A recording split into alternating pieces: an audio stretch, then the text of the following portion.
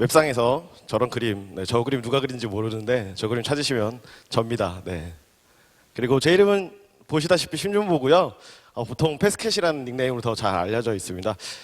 지금은 뭐 해커 활동을 크게 많이 하고 있지는 않은데 예전에 해커로서 한참 활동했었던 적이 있었던 사람이에요.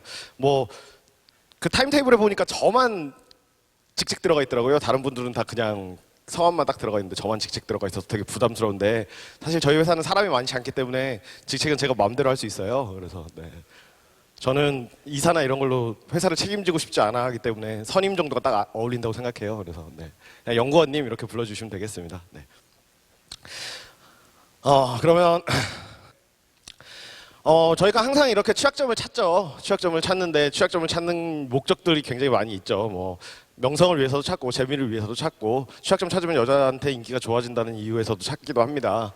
네. 증명된 바는 없지만 보통 취약점을 잘 찾는 해커들이 모두 다 결혼을 한 거를 봐서는 우리한테 아직 희망은 남아 있는 것 같아요. 그리고 뭐 이제 자신의 실력 향상을 위해서도 취약점을 찾아요. 그런데 이 취약점을 찾는다는 작업이 어떻게 보면 굉장히 쉽기도 하지만 어떻게 보면 굉장히 어려운 작업들도 굉장히 많아요. 특히 취약점을 찾을 때 우연한 계기로 찾는 취약점들은 정말 쉽게 찾을 수 있지만 이런 부분에서 반드시 이렇게 찾아야겠다, 제한이 있는 경우, 이런 거를 우리가 클로즈드 된 환경에서 취약점을 찾는다고 하는데, 보통 이런 거 요구하시는 분들이 굉장히 많죠. 뭐 방금 전에도 이제 핀테크 발표하셨지만 핀테크 중에 남의 통장에서 돈을 뺄 수 있는 취약점만 찾아주고 다른 거 건드리지 말아라, 뭐 이렇게 의뢰가 오는 경우가 있습니다. 그렇게 되면 굉장히 이제 제한된 환경이기 때문에 공격할 수 있는 벡터는 굉장히 적고, 적은 상황에서 취약점을 찾아야 되면 굉장히 어려운 환경에 놓일 수 있어요. 그래서 우리는 항상 그 영화나 만화책을 보면 필요로 하는 것들이 좀 있어요. 왜냐하면 사실상 내가 이 취약점을 못 찾았다는 거에 대해서 제 탓은 하기 싫거든요. 내가 이 취약점을 못 찾는 거는 이런 말도 안 되는 의뢰를 해주는 의뢰주의 그 잘못이거나, 혹은 이 취약점은 전 세계에 있는 누구도 찾을 수 없을 것이다 라고 생각하는 경우가 거의 대부분이에요. 그래서 항상 실패가 반복되고 매일같이 리버싱하고 맨날 코드 리뷰하고 뭐 친구들 만난 지 한참 됐고 이러면 정말 때려치고 싶죠. 그리고 이런 거 영화에서 한참 보면, 요즘 이제 한참 요즘 세대에 대해 얘기를 하면 아이언맨을 얘기를 할 수가 있죠. 우리 공대생들의 마지막 희망이라는 아이언맨을 얘기할 수 있는데, 이 토니 스타크가 항상 어디 나갈 때 자기 파티나 이런 거 가면서 자비스한테 조사해놔, 뭐 리버싱 해놔, 뭐 보고 나, 그 다음에 결과 있으면 나한테 알려줘, 이렇게 해놓고 가잖아요. 그래서 우리 항상 이거를 도와줄 만한 사람이 필요해요. 그런데 저도 회사 하는 입장이지만 밑에 직원들한테 시키면 정말 기계만 못합니다. 지금 저희 직원들도 여기 있지만 이 소리 들으면 이게 뭔 개소리인가 이 생각할 텐데, 어쨌든 그래서 우리한테 굉장히 필요한 것 중에 하나가 자동으로 취약점을 찾을 수 있느냐, 자동으로 취약점을 찾아줄 것 같은 프로그램을 만드는 것, 이게 굉장히 중요한 부분이죠. 근데 많이 들어보셨죠? 퍼징이 취약점을 자동으로 찾는 데 있어서 엄청나다던데, 요즘 취약점들 대부분 거의 다 퍼징으로 찾는다던데 라는 얘기를 엄청나게 많이 들어봤던 것 같아요. 뭐 밑에 보시면 여기 저기 밑에 있는 저 슬라이드가 뭐 온라인으로 이제 그 퍼징을 통해서 혹은 자동화된 도구들을 통해서 취약점을 찾는 강의를 하는 장면이에요. 그러니까 저기 지금 나오는 게 어드레스 세니타이저를 가지고 오픈소스된 그 라이브러리에서 취약점을 찾아갖고 어떻게 취약점을 공격할 것이냐, 뭐 이런 강의를 하고 있는 상황인데, 저런 강의들이 온라인에 돌아다니는 거 정도로만 봐도 이미 퍼징을 통해서 취약점을 찾는다는 것 자체가 굉장히 일반화되어 있는 상황이라는 걸 알 수가 있죠.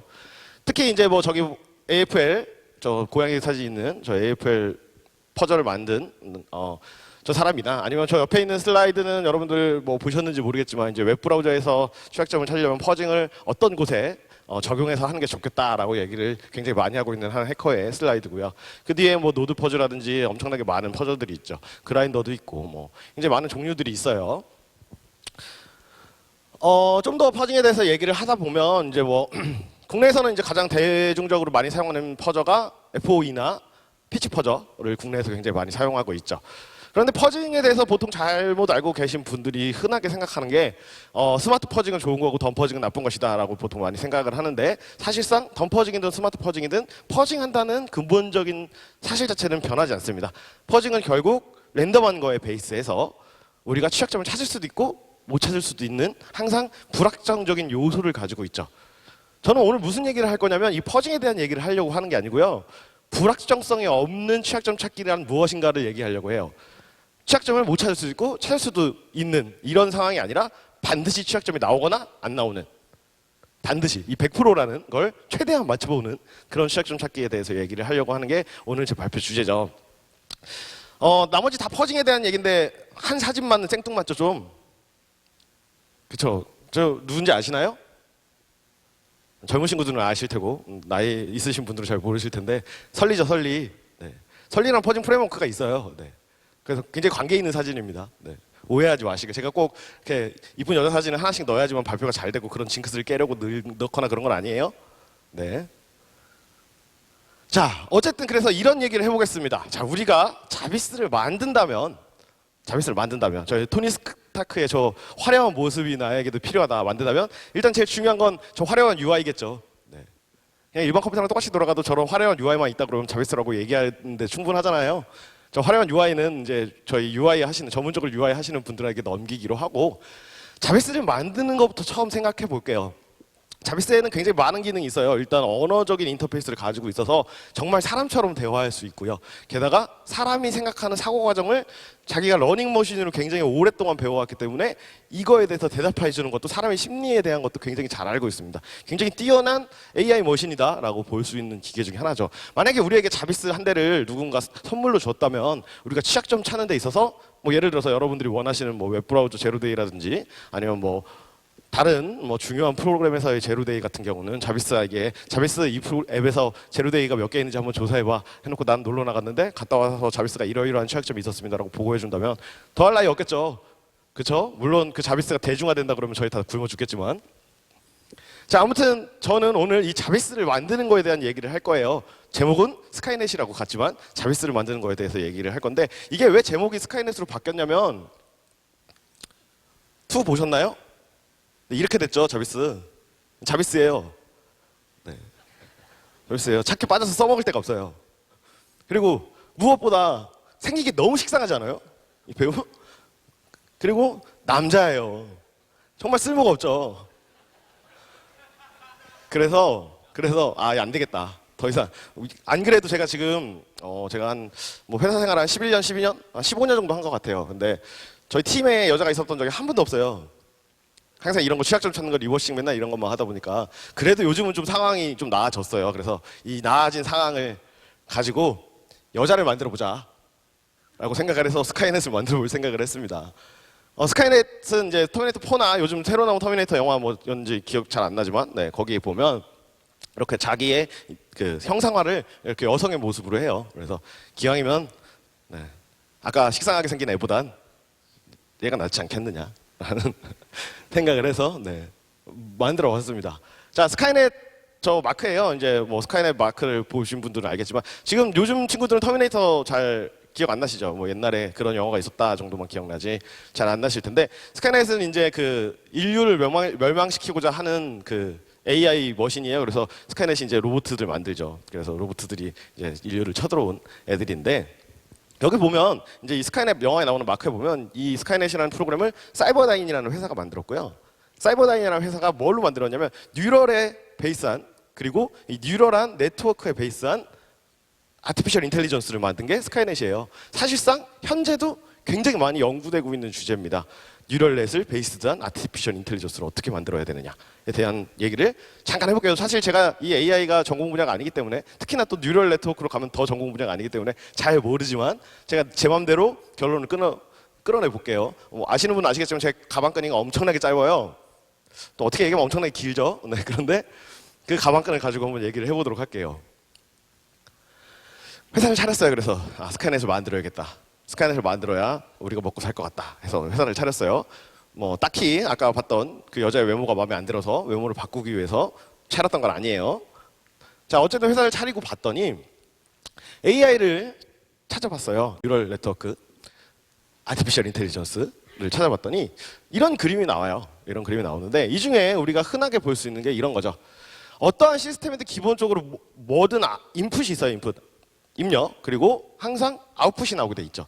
그 인풋과 아웃풋 사이에는 특정한 관계가 있고 이 관계에 대해서 정의하고 인풋과 아웃풋과 이 관계에 정의한 함수 혹은 기능 혹은 레이어, 노드, 모듈 이렇게 부르는 시스템들이 모두 하나로 합치면 우리는 이거를 프로그램, 시스템, 우리가 구성하고자 하는 최종 목적이 되는 게 기본이죠. 그럼 우리가 뉴럴 네트워크를 베이스한 아티피셜 인텔리전스라는 시스템을 만들고자 한다면 이렇게 입력과 출력을 정의하고 그 다음에 안에 있는 모듈들이 어떤 기능들을 하는지 그 모듈들이 어떤 관계를 맺어야 되는지를 정의하면 하나의 시스템을 만들 수가 있겠죠.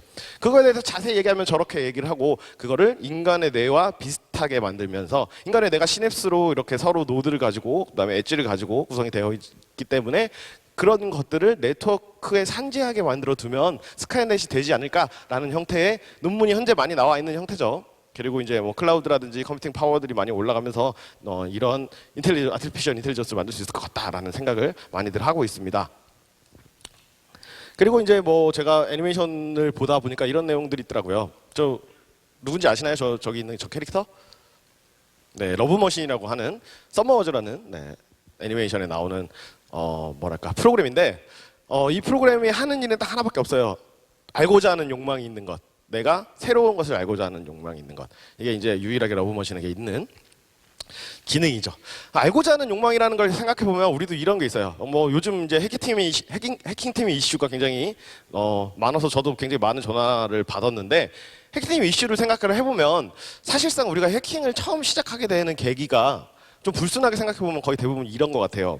처음은 해킹을 하면 왠지 내 마음대로 세상을 할 수 있을 것 같고 좀 멋있어 보여서 시작을 했다가 두 번째는 왠지 제가 감추고 있는 치부를 드러내거나 알고 있는 사실을 내가 마음대로 알고 싶고 세 번째는 그걸 이용해서 돈을 많이 벌고 싶고 네 번째는 그걸로 결혼도 하고 뭐 다섯 번째 등등등 이런 것들에 대한 해킹에 대한 동기들이 생겨요. 그 모든 동기의 가장 베이스에는 알고자 하는 욕망이라는 게 있죠. 끝없는 지식욕. 이런 것들이 기본 베이스로 있어야 될 것 같아요. 그러면 우리 스카이넷이라는 모듈을 만드는 데 있어서 스카이넷이 인류를 멸망시키고자 하는 목적들이 몇 가지가 나오는데 그 목적 중에 하나가 알고자 하는 욕망으로 끊임없이 자신을 확장한다는 게 있어요. 그러면 우리가 스카이넷을 만들어야 될 때 가장 기본적으로 부여해야 되는 것이 저겁니다. 알고자 하는 욕망. 끊임없이 자기의 데이터베이스를 확장하고자 하는 욕망. 이게 가장 첫 번째 원칙이 돼야만 하죠. 그러고 났더니 제가 굉장히 학생들한테 많이 하는 그 그림 강의 중에 그림이에요. 굉장히 자주 얘기하는 그림인데 우리가 어떤 취약점이라는 거를 얘기를 할 때 저는 취약점이냐 소프트웨어 버그냐에 대한 기준을 이렇게 둡니다. 사실 소프트웨어 버그가 취약점이 되기도 하고 취약점이 소프트웨어 버그가 되기도 하는데 소프트웨어하고 버그하고 그 취약점하고의 가장 큰 차이점은 공격할 수 있느냐 없느냐에 대한 거잖아요. 그런데 저는 이 공격할 수 있느냐 없느냐에 대한 거에 대한 바운더리는 없는 게 좋다고 생각을 해요. 예를 들어서 최근에 이제 디바이드 바이 제로 공격을 많이들 하려고 해요. 디바이드 바이 제로로 인셉션이 났을 때 우리가 공격을 어떻게 할 수 있을 것이냐에 대한 연구를 굉장히 많이 하고 있어요. 그런데 디바이드 바이 제로를 가지고 현재는 공격할 수 있는 방법이 알려져 있는 건 하나도 없죠. 그래서 만약에 왼쪽에 보는 이렇게 언트러스트한 인풋, 사용자가 입력할 수 있는 시스템에 마음대로 줄 수 있는 인풋으로부터 디바이드 바이 제로 취약점이 버그가 유발이 된다면 디바이드 바이 제로가 유발이 된다 그러면 현재는 공격할 수 있는 사람이 아무도 없기 때문에 그냥 일반적으로 소프트웨어한 버그라고 불러요. 소프트웨어적인 버그다라고 부르죠. 그런데 누군가 숨겨진 사람은 어떤 사람은 지금 현재도 디바이드 바이 제로를 가지고 정상적으로 RIP나 EIP를 컨트롤해서 PC를 컨트롤해서 리모트 코드 익스큐션을 할 수도 있는 상황이죠. 사실. 그렇다면 우리는 이 디바이드 바이 제로를 소프트웨어 버그로 봐야 되느냐 취약점으로 봐야 되느냐에 대한 문제를 생각해 볼 필요가 있는 것 같아요. 그렇죠? 자, 그러면 이게 오히려 낫지 않을까요? 우리의 믿지 못하는 입력으로부터 이끌어지는 소프트웨어 버그는 잠재적으로 모두 취약점으로 봐야 됩니다. 얘가 현재 공격하는 방법이 알려져 있든 알려져 있지 않든. 왜냐면 누군가 전 세계에 엄청 똑똑한 해커는 이 취약점을 공격할 수 있을 수도 있죠. 뭐 한 70년대, 60년대만 해도 오버플로우가 알려지기 전에 오버플로우라는 버그가 있다는 거는 굉장히 많이 알았지만 오버플로우로 실제로 공격할 수 있다는 거 몰랐잖아요. 그래서 오버플로우 할 줄 아는 사람들이 89년에 프로그래밍 문서가 발표되기 전까지는 굉장히 꿀빨았죠. 그런 것처럼 지금 현재 그런 상황이라고 할 수도 있다는 얘기죠. 그러니까 취약점이냐 버그냐를 구별하는 가장 중요한 벡터는 기준은 언트러스트 인풋으로부터 끌어지는 거냐 라는 게 가장 중요하다는 얘기예요. 자, 그러면 지금 이 그림 굉장히 유사하죠? 그렇죠? 어차피 하나의 시스템에 대해서 얘기를 하고 있기 때문에 우리는 결국 AI를 만드는 거에 대한 두 가지 벡터를 생각해 보면, 하나는 끊임없이 알고자 하는 해킹에 대한 욕망을 부여하는 것, 네트워크에 있는 모든 지식을 가지고 내 데이터베이스를 확장하고자 하는 욕망을 부여하는 것과, 두 번째는 이런 상황에서 취약점을 찾아 내가 취약점을 공격해서 안으로 들어가는 것, 이 두 가지를 부여하는 게 스카이넷이 가지고 있는 기능 중에 베이스를 가져야 되는 가장 중요한 내용이라는 걸 할 수가 있죠. 그래서 스카이넷을 만들려면 일단 이거부터 만들어야 했어요. 이거부터 만들어야 스카이넷이 될 것 같은 거예요. 그래서 이걸 만들려고 했죠. 딱히 이쁜 여자를 위해서 만들기 위한 건 아니었어요. 네. 그냥 저는 이런 걸 만들고자 한 거였죠. 자, 스카이넷의 기능을 대충 한 세 가지 정도 요약을 해보면 이렇게 될 것 같습니다. 먼저 서치 엔진. 우리 이미 있는 검색 엔진을 가지고도 충분히 많은 정보들을 얻을 수 있고, 그 정보로부터 충분히 많이 배울 수 있습니다. 뭐 러닝머신을 사용하거나 뭐 AVM을 사용하거나 굉장히 많은 것들을 사용을 해서 뭐 저걸로부터 배울 수 있는데, 일단 그러려면 컬렉팅, 모아야겠죠. 모아야 되니까 서치 엔진 형태의 기능이 있으면 될 것 같고요. 그 다음에 두 번째는 이제 그걸 가지고 자신의 상태를 고칠 수 있는 러닝머신에 대해서 알고 있으면 좋겠죠. 여기 저희 학생들이 많아서 러닝머신을 조금만 설명을 하면 뭐 이런 거예요. 어떤 로봇가 걸어가고자 하는데 그 걸어가는 방식을 가르칠 때 처음부터 이렇게 걸으면 넌 걸을 수 있어라고 가르치는 방식이 있는가 하면, 두 번째는 걸어보다가 이렇게 하면 넘어지는구나, 그래서 이 넘어지는 조건을 기억하고 있다가 다른 조건으로만 걷다가 또 넘어지는구나, 이 조건을 또 기억하고 있다가 이렇게 여러 가지 굉장히 많은 실패의 조건들을 모두 합쳐갖고 걷는 방법을 만들어내는, 이런 러닝머신은 여러 가지 다양한 방식들이 있어요. 결국 기계가 학습하는 방식을 러닝머신이라고 부르게 되는데, 그런 방식들도 정해줘서 저 서치 엔진으로부터 찾아낸 정보들을 얘가 배워야 되는 방법들도 놔야겠죠. 근데 저 두 가지는 제 전공 분야가 아니기 때문에 뭐 전공 분야인 분들이 이미 충분히 잘 만들어 두셨어요. 지금 파이썬 코드만 쓸 줄 아시면 라이브러리를 가져다가 충분히 훌륭한 형태의 두 가지 내용을 짬뽕해서 스카이넷의 기본 베이스를 만들 수 있을 것 같아요. 다만 없는 건 세 번째 이거죠. 허가되지 않은 매저에 어떻게 접근할 수 있게 만들 것이냐. 그렇죠? 자, 이거에 대해서 저희는 얘기를 할 거예요. 이 세 번째. 그래서 오늘 할 얘기가 이겁니다. 생긴 거 바꾸려던 건 아니었어요. 아까부터. 굉장히 중요한 사실입니다. 네. 오늘 할 얘기는 이거예요. 스카이넷이 가지고 있는 해킹 모듈을 만들어 보자는 얘기죠. 스카이넷이 자동으로 해킹을 하려면 어떤 모듈을 만들 것이냐에 대한 얘기예요. 발표한 지 20분 됐는데 이제 제목 나왔네요. 네. 자, 어떤 시스템이든 기본적으로 인풋으로부터 생각할 수 있어요. 그렇죠? 이 인풋이 하나만 있는 건 아니죠. 굉장히 여러 개의 인풋들이 있습니다. 인풋이 있으면 당연히 아웃풋이 있겠죠. 이 아웃풋도 하나만 있는 건 아닌 것 같아요. 자, 이런 인풋과 아웃풋들이 서로 처리가 돼서 실행이 되려면 이렇게 수많은 모듈들이 서로 간의 상생관계를 가지고, 유대관을 가지고 마치 사람이 사회 활동을 하는 것처럼 서로 통신을 주고받죠. 그래서 특정한 인풋이 이런 아웃풋이 나오는데 하나의 모듈이 역할을 할 수도 있지만, 시스템 전체가 유기적으로 하나의 아웃풋을, 두 개의 아웃풋을, 세 개의 아웃풋을 만들기 위한 유기적인 활동을 할 수도 있습니다. 이 전체를 우리는 시스템이라고 부르죠.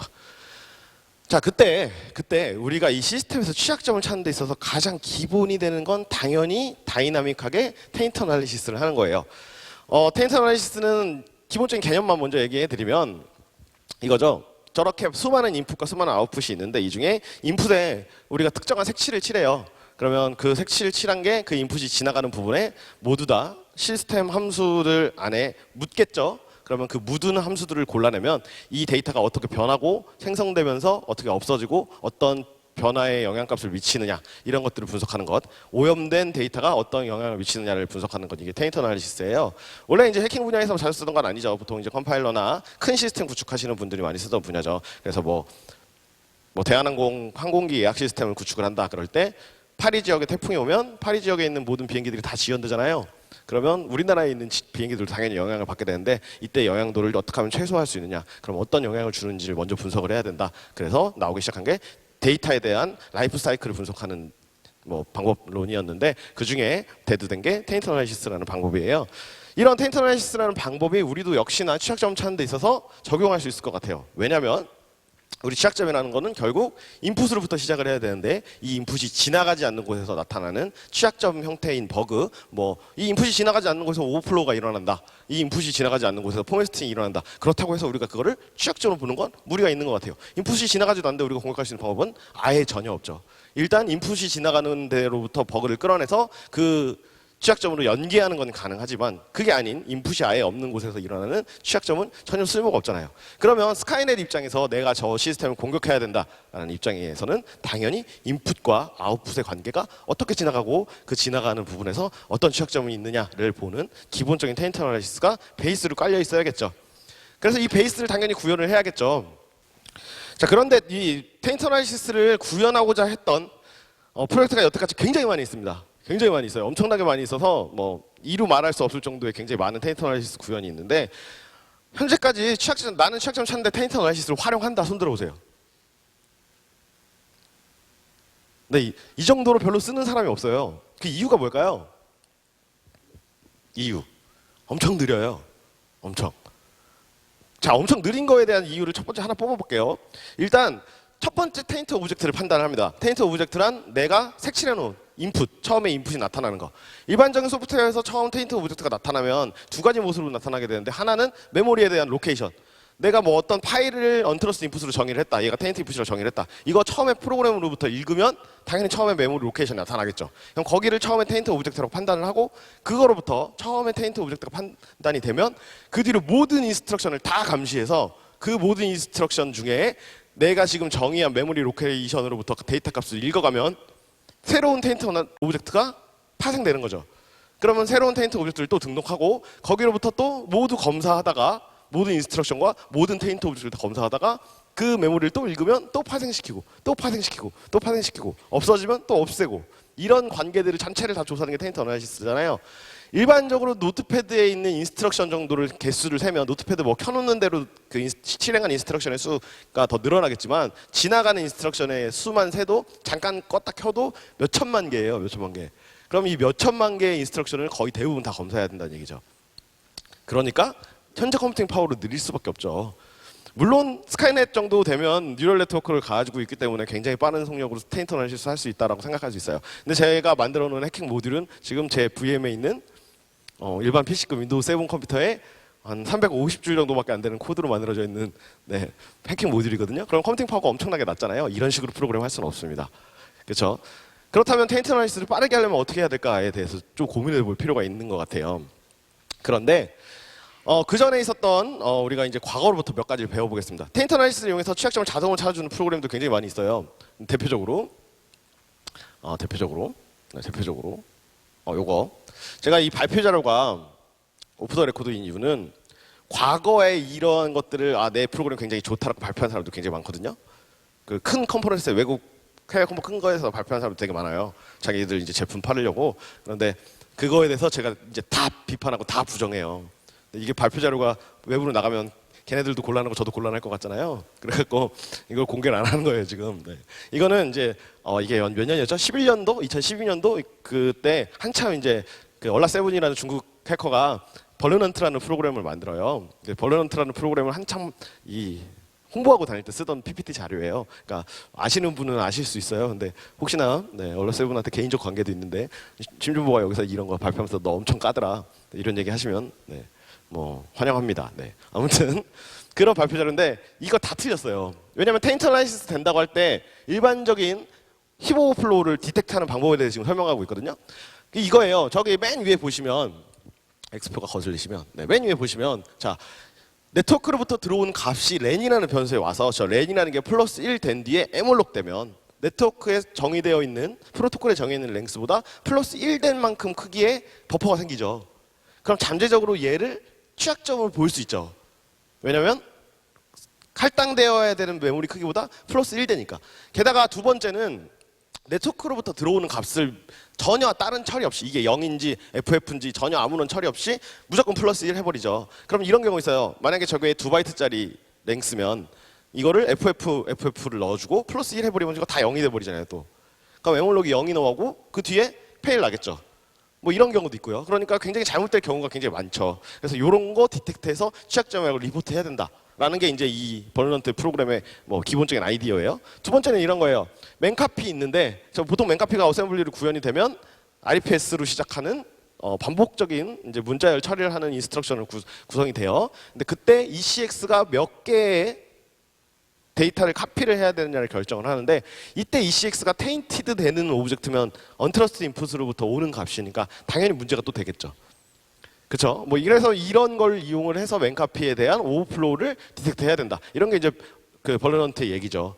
그다음에 이제 밑에 보시면 다 아시겠지만 기본적으로 뭐 인티저 오버플로우에 대한 체크를 하기 위한 루틴이에요. 그래서 이런 것만 골라내면 우리가 취약점을 찾을 수 있다에 대한 얘기죠.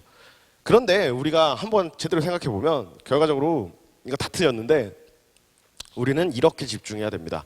어디에 집중해야 되냐면 세상에 있는 모든 인스트럭션은 딱 세 가지 종류밖에 없어요. 중간에 엄청나게 많은 과정이 있을 수 있지만 무조건 세 가지 종류밖에 없습니다. 리드하거나 라이트하거나 무브하거나 세 가지밖에 없어요. 그거 말고 다른 경우 보신 분?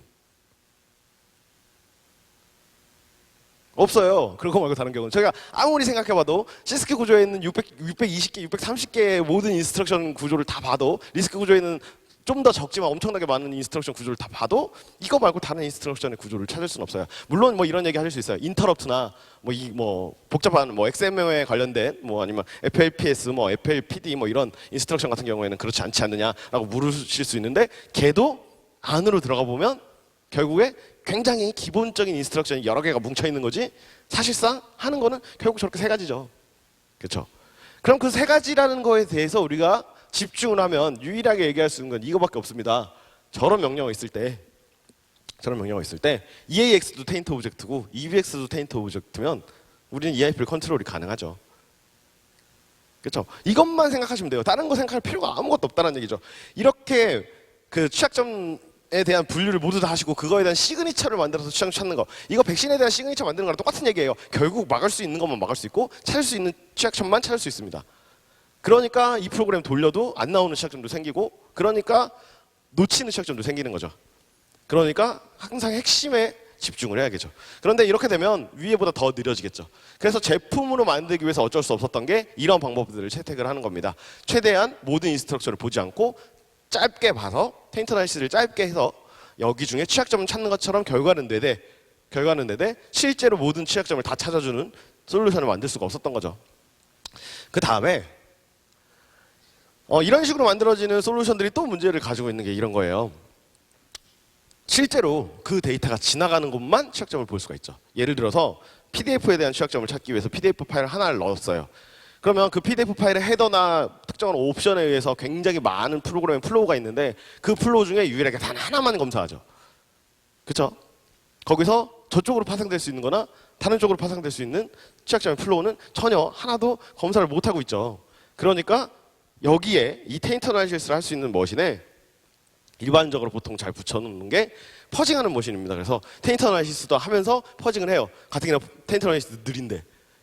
그러면 퍼징도 이거죠. 오랜 시간 기다려도 취약점이 나올 수 있는지 없는지 모르는 상황이고 테인트 어널리시스와 이런 형태의 제품도 오랜 시간 기다려도 취약점이 나올 수 있는지 없는지 모르는 상황이에요. 결과적으로 누가 더 취약점을 잘 찾느냐를 기납법적인 실험적인 결과적으로 이게 더 좋은 프로그램이다라는 것 정도만 결과가 나오고 있다는 얘기죠. 그러면 지금 2015년에 인류가 지금 4시간 만에 달에 간다는 발표가 나는 2015년에 우리가 소프트웨어에 대한 무결성도 제대로 검증할 수 없는 이런 세상에 살아야겠어요? 그래서 이거를 연구를 해보겠다는 얘기죠. 네. 자, 그리고 이제 이런 문제들을 이제 우리가 코드 커버리지를 늘린다고 얘기를 해요. 프로그램의 취약점을 검사해야 되는 코드 커버리지를 늘린다. 이거에 대안으로 나온 게 이제 심볼릭 이스큐션이라는 방법이에요. 심볼릭 이스큐션은 이렇습니다. 실제로 컴퓨터에 프로그램을 넣어서 돌리는 것이 아니라 가상의 CPU를 두거나 가상의 레지스터나 가상에 필요한 자원들을 두고 그거 안에서 프로그램을 미리 돌려본 다음에 어떤 플로우가 나올지를 검사를 하고 그거에 따라서 어디로 분기를 만들 건지를 검사하는 방법, 혹은 미리 한번 돌려보는 거, 가상으로 심볼릭하게 미리 돌려보는 거, 이게 이제 심볼릭 이스큐션인데, 이렇게 심볼릭 이스큐션을 해서 지금 옆에 왼쪽에 보는 이런 코드를 저런 분기가 나타난다 이렇게 놓을 수가 있는 거죠. 근데 이것도 제가 다른 사람 PPT에서 뽑아온 거예요. 이것도 굉장히 유명한 사람 PPT예요. 그런데 이것도 다 말아먹었어요. 우리가 코드 커버리지를 높이기 위해서 심볼릭 이스큐션을 사용해야 되는 건 아닙니다. 코드 커버리지를 높이기 위해서 가장 단순한 아이디어는 더 많이 돌리고 더 좋은 컴퓨팅 파워가 있으면 돼요. 굳이 꼭 심볼릭 익스큐션을 돌릴 필요가 없죠. 심볼릭 익스큐션 이거 하려고 그러면 컴파일러 베이스드한 그게 만들어져야 돼요. 파싱 트리가 만들어져야 돼요. 그럼 파싱 트리가 만들어진 다음에 이걸 분기하고 어디로 뛸 거냐, 거기에다가 테인트 어나리시스도 붙이고 거기에 취약점 찾을 수 있는 이 루틴도 붙인다고요? 그럼 당연히 더 느려지겠죠. 이러면 거의 못 돌아가요. 거의 돌아가는 수준이 아니에요. 자, 이렇게 된다 그러면 사실 지금 현재 컴퓨팅 파워로 어렵죠. 그리고 이런 경우 있어요. 요거 같은 경우는 뭐 특정한 여러분들 잘 알고 계시는 해킹 대회에 나왔던 문제 중에 하나인데, 이거에 대해서 취약점을 찾는 방법에 대한 얘기인데, 맨 위에 보시면 3개의 글을 쓰고 두 번째 컨텐츠 안에다가 뭘 뿌리고 뭐 이런 식이에요. 근데 똑같은 방식에 대해서 코딩을 할 때는 실제로 7개의 글을 씁니다. 그렇다면 우리가 이 심볼릭 익스큐션을 적용해서 이 취약점이 발현되려면 3개의 글만 써도 발현이 되고, 7개의 글을 써도 발현이 되고, 8개의 글을 써도 발현이 되고, 10개의 글을 써도 발현이 되고, 생성과 삭제를 무한히 반복해도 발현하게 만들 수 있죠. 그러면 이 취약점을 찾는 입장에서 심볼릭 익스큐션을 찾으면 무한히 반복되는 플로우의 루프 안에 빠질 수밖에 없어요. 분기의 루프 안에 빠질 수밖에 없죠. 그러면 안 끝나요. 특히 이렇게 유즈 애프터 프리 형태의 취약점인 경우 안 끝나요. 자, 그러면 우리 여기서 이거 가지고 취약점 찾을 수가 없겠죠. 자, 이 문제를 컴퓨터 과학적으로 풀으면, 아카데믹하게 풀으면 이 문제입니다. 한정적인 결정론적인 튜링 머신과 비결정론적인 튜링 머신 2개 중에 결정론적인 튜링 머신이 비결정론적인 튜링 머신 안에 포함되는 것이냐에 대한 문제. 그게 무슨 문제예요?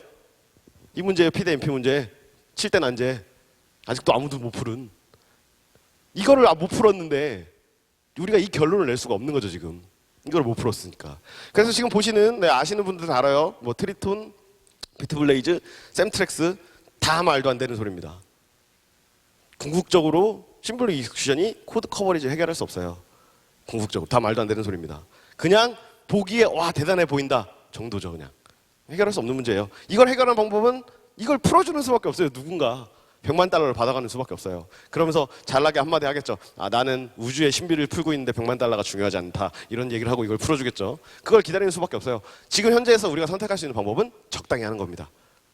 플로우를 전부 다 나누지 않고 한 2개 정도까지만 나눕시다. 뎁스를 주면 되겠죠. 네. 자, 그리고 여기서 이제 우리가 버그에 대해 집중하시면 돼요. 레이스 컨디션이든 논리적인 버그든 이런 거에 대해서 집중을 한다면 볼 수가 있겠죠. 시간 관계상 빠르게 보겠습니다. 말로만 하면 별로 재미없잖아요. 그래서 빠르게 보겠습니다. 네. 자, 이제 여러분들한테 보여드릴 게 제가 이제 단순하게 코딩해서 이 코딩한 프로그램을 가지고 한글 워드 프로세서에 대해 특정한 인풋을 넣고 그 프로그램을 지금 설명드린 방법 형태로 찾아본 거예요. 자, 일단 언트러스트 인풋이 될 만한 한글 파일 하나를 만들도록 할게요. 뭐 이렇게 쓰면 결과 안 나올 것 같으니까 네. 그래도 기능을 좀 써보도록 할게요. 네. 자, 이렇게 놓고 저장하겠습니다.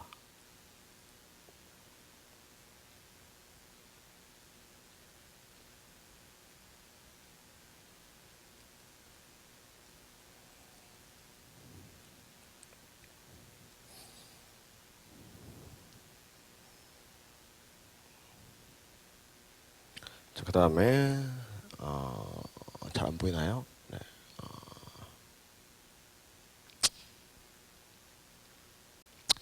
네. 그다음에 이제 뭐 방금 말씀드린 형태의 툴을 돌리고 얘를 실행을 해볼게요.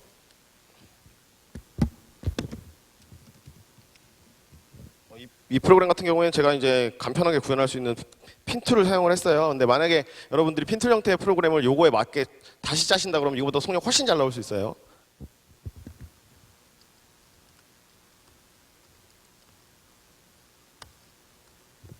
자, 그다음에 한글 프로그램이니까 한글 프로그램을 넣어야겠죠. 그래서 대상 파일로 한글 프로그램 넣겠습니다.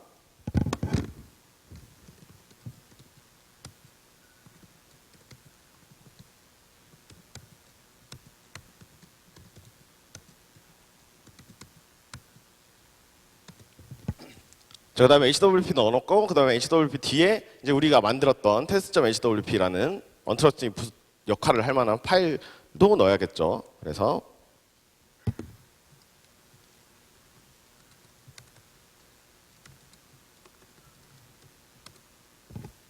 바탕화면에 test.hwp를 이렇게 넣을게요. 제 맥북의 소리가 들리시는 분은 없겠지만, 네. 지금 보면 이제 비행기 뜨는 소리 나요. 막, 나요. 그런데 지금 핀툴에 넣어서 모든 인스트럭션을 다 보고 있는 상황인데, 속력 지금 보세요, 속력. 엄청 느려 보이죠? 이 정도면 정말 비행기 날아가는 속력입니다, 이거. 인류가 달에 4시간 만에 가는 속력이에요. 해보신 분들 아시죠? 네. 오늘따라 느리네요. 네.